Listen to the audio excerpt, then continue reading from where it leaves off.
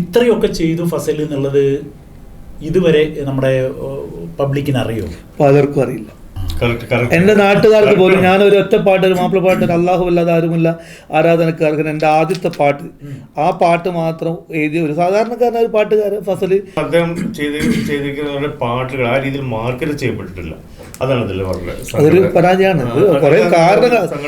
കുറെ കാരണങ്ങളുണ്ട്. പിന്നെ ഫസ്റ്റ് അത് ഞാൻ ലേശം ഒന്ന് പിന്നെ എന്താ പറയുക, കുറച്ച് ഫീലിംഗ് സംസാരിക്കാം. നമ്മൾ ജനിച്ചതും വളർന്നതും ആ സാഹചര്യമൊക്കെ വളരെ സാമ്പത്തികമായിട്ട് വളരെ പരാജയപ്പെട്ട ഒരു റൂട്ടിലായിരുന്നു നമ്മൾ വന്ന സംഭവമൊക്കെ. മറ്റേ എന്തൊക്കെ ജോലികൾ ചെയ്തു? ഓട്ടോറിക്ഷ ഓടിച്ചിട്ടുണ്ട് കുറേ കാലം, ജീപ്പ് ഓടിച്ചിട്ടുണ്ട്, പിന്നെ ടാക്സി പല വണ്ടികളും പോയിട്ടുണ്ട്. അതുകൂടാതെ പിന്നെ പണ്ട് കാലങ്ങളിൽ ബിരിയാണീൻ്റെ വെക്കാൻ വേണ്ടി കൈപ്പണിക്ക് പോയിട്ടുണ്ട്, പൊറോട്ടക്ക് കൈപ്പണിക്ക് പോയിട്ടുണ്ട്. പിന്നെ ബാൻഡ് സെറ്റിൽ ബാൻഡ് ബാധിക്കാനായിട്ട് കുറേ കാലം ഞങ്ങൾ തിരൂരൊക്കെ പുതിയങ്ങാട് നേർച്ചക്കും കല്ലങ്ങ നേർച്ചക്കൊക്കെ ഇഷ്ടംപോലെ വന്നിട്ടുണ്ട്.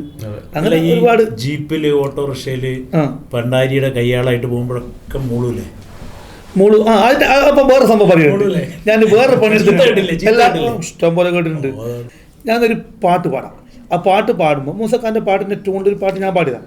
ആ പാട്ട് പാടുമ്പോൾ ഞാനൊരു ജോലിയും കൂടി ചെയ്തിരിക്കുന്നത് നിങ്ങൾക്ക് മനസ്സിലാവും. ദുനിയാവിൽ ഞാനൊരു പാട്ടുകാരൻ.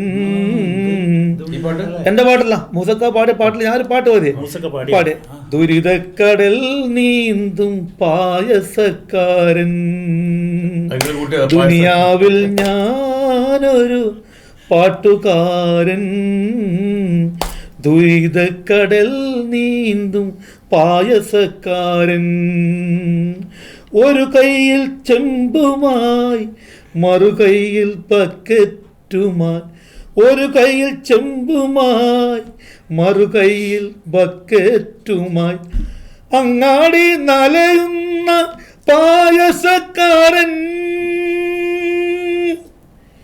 എരഞ്ഞോളി മൂസക്കയും അത് കുടിച്ചു, പിസിലിയാക്കത്തും അത് കുടിച്ചു, കണ്ണൂർ ഷരീഫും അത് രുചിച്ചു, ഫിറോസ്കയില്ലാത്തത് കൊണ്ട് കുടിച്ചതില്ല. 3 കൊല്ലം അങ്ങാടി കൂടെ ചെമ്പും ബക്കറ്റായിട്ട് പായസം വിറ്റ നടന്നു. അന്നേരം കത്തി നിൽക്കുന്ന കേസറ്റ കാണാക്കളി ഈ മൂസക്ക ഇവിടെ അല്ലാഹുവല്ലാതാരുമില്ല.